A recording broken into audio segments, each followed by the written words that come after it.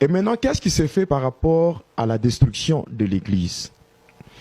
Dans les différents pays du monde, du côté de la Grande-Bretagne, en France, aux États-Unis, au Congo, il y a les représentants de Satan qui collaborent avec même le nouvel ordre mondial.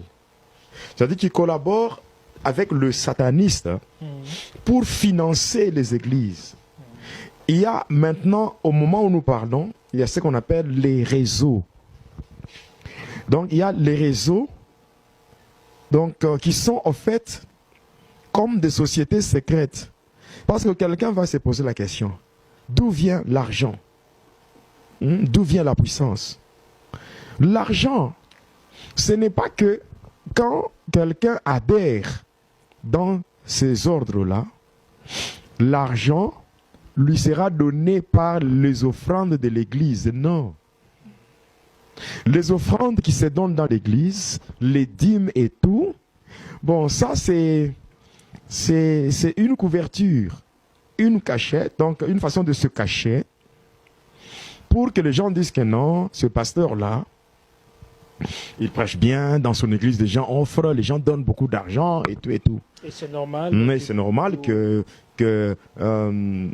sur le plan social, sur le plan financier, qu'il soit dans une certaine aisance. Ouais. Mais ça c'est pour se tromper. Mais en réalité, ces gens-là sont payés par des sociétés secrètes, financées par le nouvel ordre mondial. Maintenant, comment se fait le recrutement? Parce que ici, par rapport à l'occultisme, je vais y aller lentement, mais sûrement, afin de permettre à tout enfant de Dieu de comprendre. Le recrutement, ça se fait comment? Il y a des pasteurs qui sont dedans, qui disent à d'autres, tu vois, ne te contente pas seulement de ce que tu pries, la Bible, mon père spirituel m'a appris, non. Il y a des connaissances qu'il faut acquérir. C'est comme ça qu'on arrive à piéger les gens. On leur parle des connaissances, on leur parle de la haute spiritualité, on leur parle de financement des églises, construction des églises, équiper l'église.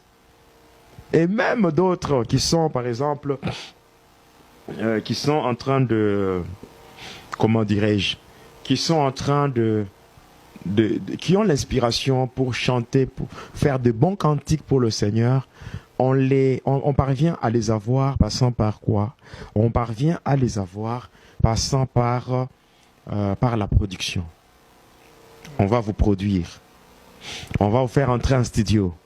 On va financer le tournage de vos clips. On va financer le concert. On va vous produire dans telle salle, dans tel stade. Donc, vous aurez ceci. On vous propose. Maintenant, vous avez besoin du financement. Non seulement le financement, vous avez besoin de la puissance et tout et tout. Maintenant, il y a des formulaires à remplir. Ce formulaire, c'est bien écrit « Adhérer à l'ordre de ». Il y a les ordres où vous êtes appelés à adhérer. Et puis, qu'est-ce qui se fait? Vous devez écrire. Vous écrivez, vous envoyez la lettre. Et les gens, les pasteurs, ils écrivent. Dès qu'ils écrivent, qu'est-ce qui va se faire? Vous écrivez. Après avoir écrit, on va chercher un sataniste, un occultiste, membre de l'ordre, qui va vous introduire, n'est-ce pas? Maintenant, lorsque un pasteur X présente maintenant sa demande, quand la réponse on lui donne, on va lui demander ses coordonnées. Il est dans quel pays, dans quelle ville? Déjà, à partir de la société secrète, on va prendre un membre qui est déjà dans cet ordre-là et on va l'envoyer vers le pasteur-là. Lui aussi, il est membre de l'ordre, mais d'une manière normale, il est pasteur d'une église. Je ne sais pas si vous comprenez. Il est pasteur d'une église. Et moi, à l'époque, moi, je ne me cachais pas. Moi, c'était au niveau, quand quelqu'un déjà quand on commence à lui donner d'abord à remplir certaines formalités et les choses élémentaires, lorsque la personne va comprendre que ce n'est plus Dieu et que la personne est incapable de faire marche en arrière, vous signez quelque chose qui s'est fait dans le sens unique, non-retour. Dès que la personne comprend que maintenant là, je suis dans le satanisme. Et là maintenant, on envoie. Nous on recevait à ce niveau-là pour initier la personne dans le satanisme. Sans se voiler la face. Il y a des pasteurs qui sont comme des appâts pour attirer d'autres pasteurs dans le mal. Il y a des pasteurs qui sont là pour faire tomber d'autres pasteurs. C'est comme ça aujourd'hui, vous allez constater, frère te dit, il y a des plateformes. Plateforme des pasteurs, union des pasteurs, union de ceci. Lorsque tu as reçu la vision, tu étais avec qui? Pour être dans une union des pasteurs. Plateforme des pasteurs. Il y a même des noms. Union de ceci, union de ceci. Même certaines confessions religieuses. Ce sont des appâts. Parce qu'il y a des gens qui sont comme cela, mais eux-mêmes savent leur appartenance. Sachant très bien les ordres dans lesquels ils appartiennent, ils sont là pour corrompre d'autres pasteurs, leur laver le cerveau, afin de leur faire comprendre que non, il n'y a rien de grave. On leur montre que non, c'est pas dire que vous allez pécher, c'est normal. Voilà. Oh oui. Maintenant, on les attire. Une fois qu'on localise le pasteur par rapport à son pays, on localise le pasteur par rapport à son pays, on envoie maintenant un membre qui est aussi dans l'ordre. L'ordre. Alors, dès qu'il arrive, il va maintenant te donner, te dire ce que tu dois faire. Dans l'occultisme, qu'est-ce qu'on va présenter? La première des choses, il faudra que le pasteur là, qui veut aussi adhérer, puisse présenter le statut de l'Église. Le statut qui doit être déjà légalisé et notarié. Après avoir présenté cela, on va demander non seulement le statut, il faudra annexer au statut le projet que vous avez. Jusque-là, c'est bien. On est en train de vous attirer lentement mais sûrement. Vous présentez le projet et on va vous parler du financement. Bon, pendant que moi j'étais encore dans le satanisme, le premier financement était au-delà de 100 000. 100 000 $, au-delà. C'est une somme énorme. C'est le premier financement. Ouais. Le premier financement, c'est au-delà de 100 000. 100 000 $. Bon, vous imaginez, par exemple, ouais. Vous avez une église dans laquelle l'offrande n'arrive même pas à 1 000 $. N'est-ce pas? Vous voyez? Pas à 500 $. C'est pour cela, lorsqu'on sert Dieu, il ne faut pas qu'on soit cupide. On ne sert pas Dieu pour l'argent. On sert Dieu pour amener les âmes au ciel. Amen. Mais là, déjà, lorsque vous êtes motivé par l'argent, l'œuvre de Dieu n'est pas liée à la recherche de l'argent. Il y a des gens qui se disent que non, si je deviens pasteur, j'aurai l'argent, j'aurai ceci, j'aurai cela. Non, non et non. L'amour de l'argent là, c'est ça la racine de tous les maux. C'est comme ça que beaucoup de pasteurs tombent. On doit maintenant passer à l'initiation. On doit maintenant initier le pasteur. Ici, il y a deux choses. Il y a l'initiation du pasteur et de deux, l'initiation de l'église. C'est-à-dire, on doit initier l'église et on doit initier le pasteur. L'initiation de l'église se fait de deux façons. 1, l'initiation du bâtiment. 2, l'initiation de fidèles passant par les rituels et les pratiques. Il y a certains rituels et certaines pratiques qui se font dans l'église, mais c'est déjà le fidèle qu'on est en train d'initier. D'une manière indirecte. Mais comment? Il y a beaucoup de choses que je dois expliquer. Le port de bracelets, le port de macarons, ou le port des habits avec la photo du pasteur, le port des écharpes. C'est de l'initiation, non? Moi, je viens de chez moi pour participer, pour rendre un culte à mon Dieu. Mais je viens porter un habit qui porte l'image du pasteur. Je ne suis pas son esclave. Que le faux pasteur arrête avec leurs bêtises qu'ils font. On ne vient pas à l'église pour rendre un culte de personnalité. On vient à l'église pour rendre un culte à Dieu, le Dieu du ciel. Donc l'histoire de t-shirt avec effigie du pasteur. Vous croyez que c'est quoi ça? C'est l'initiation. Oh, c'est pas une grande affaire si je faisais seulement ça, si on faisait seulement ça. Non, non, non, non.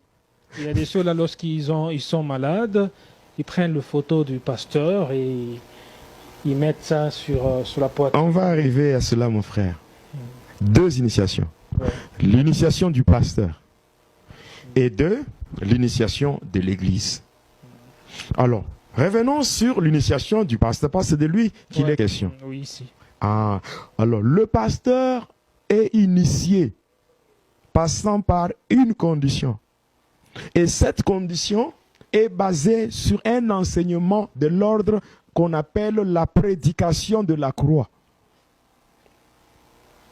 Cette prédication, c'est quoi? Pour convaincre le pasteur d'adhérer, on va lui dire ceci. Dieu n'a jamais, ou Dieu ne peut jamais manifester sa puissance si le péché n'a pas encore abondé. Quand ils prennent quoi? Romains 5, verset 20. Quand le péché abonde, là où le péché a abondé, la grâce a surabondé. C'est ce qu'ils appellent, on appelle ça dans l'occultisme, la prédication de la croix. C'est-à-dire que pour qu'il y ait la grâce, ou parce que la grâce c'est quoi? C'est la puissante manifestation de Dieu. Si il y a une puissance qui dépasse toutes les puissances, c'est la grâce. Or, dans la prédication de la croix, de l'occultisme, cette prédication qui pousse ou qui arrive à convaincre les pasteurs à entrer dans la saleté, on leur dit ceci: Dieu n'a jamais manifesté sa puissance si le péché n'a pas encore abondé. Dieu ne manifestera jamais sa puissance si le péché n'a pas encore abondé. Alors il faut que le péché abonde pour que la grâce surabonde. Romains 5, 20. Il faut que le péché atteigne un niveau culminant pour que la grâce puisse se manifester. Tant qu'il n'y a pas le péché, il n'y a pas la grâce. Or, Paul dit dans Romains 6, verset 1er, il dit: est-ce que nous devons demeurer dans le péché pour que la grâce abonde? Non. Le diable, lorsque par le péché, il a fait que nos premiers parents soient chassés du premier monde pour se retrouver dans le deuxième monde, c'est le monde que le diable a utilisé. Il a fait de ce monde son royaume. Et la Bible dit que celui qui pêche est du diable. Maintenant, Dieu a envoyé Jésus pour venir sauver l'homme dans le monde du péché, le monde dans lequel le péché a abondé. La grâce a été manifestée afin de tirer l'homme du monde du péché et l'amener au salut. C'est tout. Donc, même s'il y a la grâce, on ne peut pas continuer à vivre dans le péché pour dire que non, même si je suis dans le péché, n'est-ce pas, là, il y a la grâce. Non. C'est ainsi qu'on dit que la grâce est trompeuse. Tu peux vivre dans le péché comme tu veux, mais à un moment donné, la mort te surprend dans le péché sans que tu te répandes. Or que la grâce se manifeste pour quelqu'un qui était dans le péché, qui a reconnu son péché et qui a demandé pardon pour revenir à Dieu. C'est là que la grâce se manifeste dans la vie de cette personne. Mais si tu es dans le péché, parce que nous sommes dans le temps de grâce, tu peux mourir dans le péché et tu iras en enfer. Et c'est comme ça que on arrive à piéger ces pasteurs-là. Et maintenant, on va dans l'occultisme. Il y a deux exemples qui sont donnés. Un, en rapport avec la grâce. Toujours là, la grâce. Ici, le premier exemple qu'on donne dans cet enseignement, c'est Dieu. On dit, il y a une femme qui avait une fiancée. Et cette femme, c'était Marie. Son fiancé, c'était Joseph. Mais Dieu a pris une fiancée d'autrui. Et passant par ce péché-là, il y a eu la grâce. La grâce, c'est quoi? C'est Jésus qui est né. Et si aujourd'hui, nous tous, nous sommes sauvés, c'est parce que il y a eu le péché. Et par ce péché, la grâce est venue. Deuxième exemple, on donne l'exemple de David, qui va prendre la femme de son soldat Uri. Et de là, lorsque, dans le psaume 51, il s'est repenti, et la grâce est venue, et cette grâce, c'est qui? C'est Salomon. Vous voyez? Et c'est cette façon qu'on est en train de tordre les Écritures par une philosophie humaine, et qu'on arrive à piéger ces gens. Et alors, on va lui dire, maintenant, écoute, tu vois, c'est ce qui s'est fait. Par conséquent, toi-même, tu dois coucher avec 10 femmes. C'est ça la condition pour adhérer. La condition pour adhérer, c'est comment? Coucher avec 10 femmes, 5 femmes mariées qui sont de l'église. Et parmi ces femmes, il faut que ce soit parmi les femmes des serviteurs qui sont dans l'église. Donc le pasteur doit coucher avec... Le pasteur là doit coucher avec 5 femmes mariées. Et parmi les 5 femmes, il faut qu'il y ait aussi des femmes, des serviteurs, qui lui-même a déjà consacré. Hein. Lui-même. Sur les femmes là, 5 femmes mariées, il doit coucher avec 5. De 2, il doit coucher avec 5 femmes vierges de son église. Ça fait 10. S'il le fait, automatiquement, il aura le premier versement, passant par ce qu'on appelle, on va lui donner ce qu'on appelle le pentacle multiplicateur. C'est-à-dire la manière dont il va avoir l'argent, ça ne sera pas par un chèque. Le chèque qui va entrer dans une banque pour retirer l'argent. Non, on va lui donner ce qu'on appelle le pentacle multiplicateur. C'est donc c'est un carré qui doit lui produire. Donc c'est une forme, c'est quelque chose qui a une forme d'un carré, mais c'est un pentacle passant par des rituels de 2 anges. Un ange qu'on appelle Uriel dans la téléportation et un autre ange qu'on appelle Aziel. Parce que c'est l'ange Aziel qui va faire entrer ce soi-disant pasteur en contact avec son ange gardien. En contact avec son ange gardien. Et Uriel va l'aider dans la téléportation, prendre l'argent de là où ça se trouve et amener ça chez le pasteur. Quand il couche avec une femme, nécessairement, il y a du fluide, n'est-ce pas? Le liquide. Après avoir couché, il ne va pas s'essuyer Et donc, il ne va pas utiliser un mouchoir ou une serviette quelconque. Il va utiliser la serviette ou le mouchoir qu'on lui a donné. Ce qu'on lui a donné. C'est-à-dire que là, dans l'ordre, on lui donne même des serviettes, de mouchoirs. Chaque fois qu'il couche avec une femme, il s'essuie avec. Et il va prendre ça, il va transférer. Et surtout quand il couche avec des filles vierges, après avoir détruit leur virginité, il y a un saignement, il y a une hémorragie. Et ce sang-là, transféré. Il y a des filles compliquées. Il y a des filles qui souffrent parce qu'elles ont couché avec des soi-disant hommes de Dieu et qui ont déjà transféré leur sang de l'autre côté. Et lui, il va commencer à s'enrichir, il va se taper une Jeep, il va se taper ceci, il commence à construire. Non, le pasteur construit une école, le pasteur construit un hôpital, le pasteur dit non, démolissez cette église, c'est archaïque, on va mettre une grande église en balcon.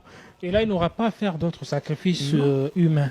Ah non, mais ça, ce n'est que le début, ça c'est par rapport au premier financement. Ce financement est lié à ça.